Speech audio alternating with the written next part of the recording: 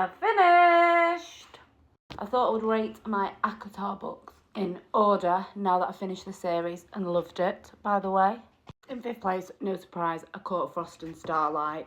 This is merely because this book is really cute, really fun. It's kind of like a Christmas special, but it is just a little novella, and therefore it can't match up to the other books. Do you know what I mean? But some people say you can skip this book. I don't think that you can. And it's really cute. If you can read it at Christmas, what a bonus. In fourth place, A Court of Thorns and Roses. I actually DNF'd this once. I nearly didn't finish the series, but it's obviously very needed for the story. But I would say this is like if the entirety of Lord of the Rings was set in the Shire and never left. That's how much of this big wide world that you get in this little book, you know? So it's necessary, but I was not invested by the end of this book. But I just had to continue and see what the hype was about. Next up, controversially, Mist and Fury. I was still struggling to feel invested until about 40-50% of the way in. The start of this book is lots and lots of world building, which, don't get me wrong, is entirely necessary. I did enjoy this book. And the end of this book is chef's kiss, incredible.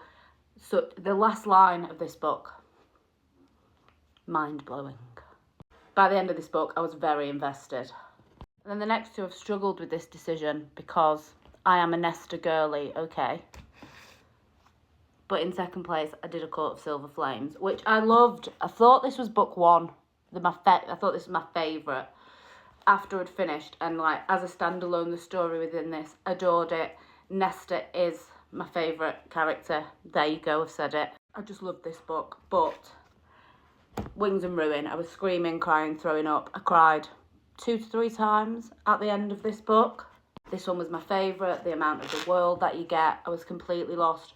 Could not put this book down. So Wings and Ruin had to be number one. If you're thinking about reading the ACOTAR series, you're not super into spice like me. The spice is intense, but it's pretty infrequent, to be honest. And I found it pretty skimmable. I really did. But if you like spice, then you're all in. You're all in. So I would say if you don't feel invested after the first book, keep going because it is so worth it. So worth it. I've started Throne of Glass, by the way, and I'm loving it.